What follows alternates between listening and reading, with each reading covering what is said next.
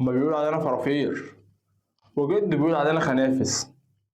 الواد حماص ده بيقول علينا لا مؤاخذة. بس كل ده حصل بعد ما تميت ال20 سنة.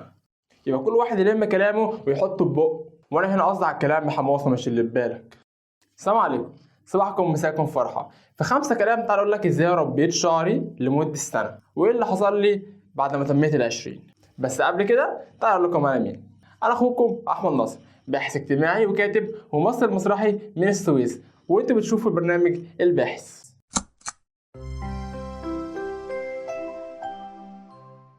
بعيدا اني بحب الشعر الطويل، انا تحديت نفسي واهلي والمجتمع وربيت شعري لمدة سنة. ودي مش عافية يا حماصة، لا، بس انا بعد سن ال20 بدأت افهم اني بكبر، وفي حاجات في المستقبل مش هعرف اعملها، مش هتكون متاحة معايا بحكم السن والمجتمع وبحكم البيئة اللي انا كنت عايش فيه. فكان نفسي اجرب كل حاجة متاحة معايا قبل ما اكبر وقبل ما انزلق في الحياة المهنية وابقى شخص مسؤول. ساعتها كنت مؤمن بفكرة إن أنا طالما مش بعمل حاجة تضر حد أو غلط أو حرام فأنا تمام. وإيش دراك اللي بتنصحني إن أنت صح؟ ما أنا كمان شايف نفسي صح. يبقى كل واحد يلم كلامه ويحطه في بقه، وأنا هنا قصدي على الكلام بحماصة مش اللي في بالك. تعالى بس أقول لك إيه اللي بيحصل لنا بعد سن ال20 للولد والبنت. في سن ال20 الولد والبنت بيكونوا في مراحل متقدمة من النضج الجسدي والهرموني مع تغيرات نفسية وعاطفية مستمرة. بنلاحظ يا حماس ساعتها إن 3/4 الدفعة مرتبطة ببعض، ومن الإعدادي والله إحنا ما كناش عيال. أنا فاكر وأنا في الإعدادي كنت بروح الدرس بشنطة باتيستا كده وطم حبال، كنت ساعتها روش فشخ. المهم نرجع لمرجعنا. هنقسم الموضوع لجنبين: التغيرات الهرمونية والجسدية والتغيرات النفسية والعاطفية. عند الولاد مستوى التستوستيرون بيعلى، بيبقى في قمته أقل من قمته بشوية، وده بيحافظ على نمو العضلات وكثافة العظام والشعر في الوجه والجسم. والنضج الجنسي ساعتها بيكون اكتمل وحجم الخص والعضو بيكون ثابت. العضلات والقوة الجسدية بينمو وبتستمر لحد سن ال22 أو ال23 سنة. تمشي في الشارع فتلاقي جاركم اللي كان قد كده بقى كده، ما تعرفش مين يقول مين حضرتك.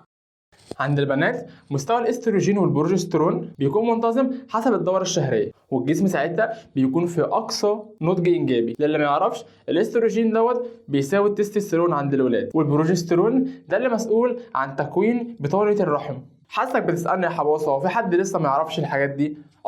خليني اقول لك اللي 80% من الحالات اللي انا عملت معاها بحث ما كانوش يعرفوا يعني ايه استروجين وبروجسترون وتستوستيرون. وبمناسبة البحث فانا بعمل ماجستير في السكشوال.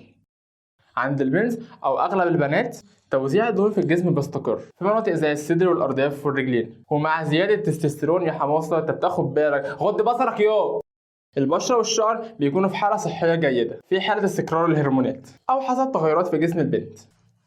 تاني حاجه يا غالي هي التغيرات النفسيه والعاطفيه.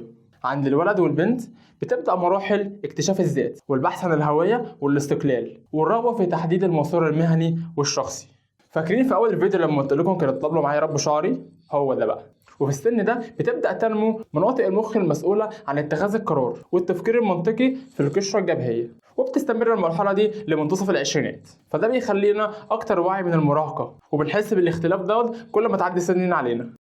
العاطفة بالسن ده بتكون قوية جدا، والعلاقات الجنسية والعاطفية بتاخد مسار أكثر نضجا. عشان كده أغلبنا بيحب يخطب في سن ال20 أو ياخد قرار حاسم في حياته العاطفية في السن بس كتير مننا برضه بندفع في اتخاذ القرارات. تلاقيها لسه خارجة من مسلسل تركي وتقابل زميلها: الله أنا بحبك تتجوزيني؟ وحماصة زميلها يكون لسه خارج من فيلم لاف ستوري وعايز يطبق عملي ناو. في السن ده يا غالي البنات بالتحديد بيبقى عندها حساسية للنقد والقلق من المستقبل، والولاد برضه، وده الطبيعي من سن الانتقال من الدراسة للحياة المهنية.